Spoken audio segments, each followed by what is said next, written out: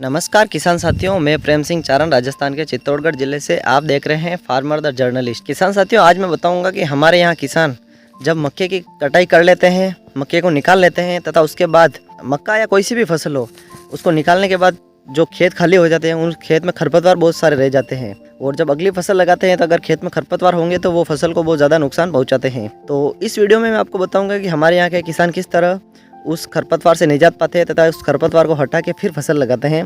तो उसके बारे में संपूर्ण जानकारी इस वीडियो में दूंगा, तो वीडियो को लास्ट तक ज़रूर देखें।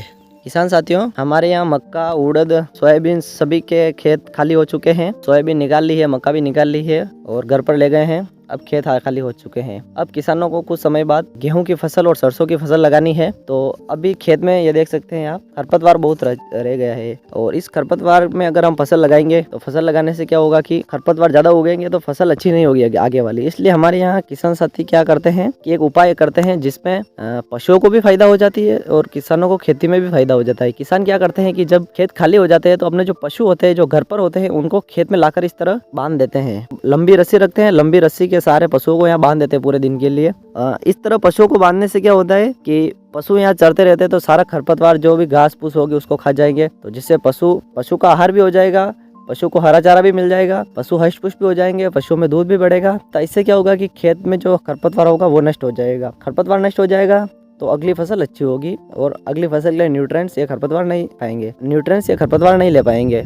इन खरपतवार में जब ये पशु खा लेंगे तो भी हल्के फुल्के खरपतवार रह जाएंगे। तो किसान क्या करेंगे कि डिस्क प्लो की सहायता से इस खेत को, मिट्टी को पलट देंगे। डिस्क प्लो 15 सेंटीमीटर से भी अधिक गहराई पर जाता है, जिस कारण क्या होता है कि ऊपर वाली मिट्टी नीचे चली जाती है और नीचे वाली ऊपर आ जाती है। ये जो खरपतवार है ये मिट्टी में मिल जाएंगे तथा नीचे वाली जो बिना खरपतवार वाली मिट्टी ऊपर आ जाएगी और ये खरपतवार या घास फूस होगी वो नीचे चली जाएगी, जो परिवर्तित हो जाएगी और आगे वाली फसल अच्छी होगी।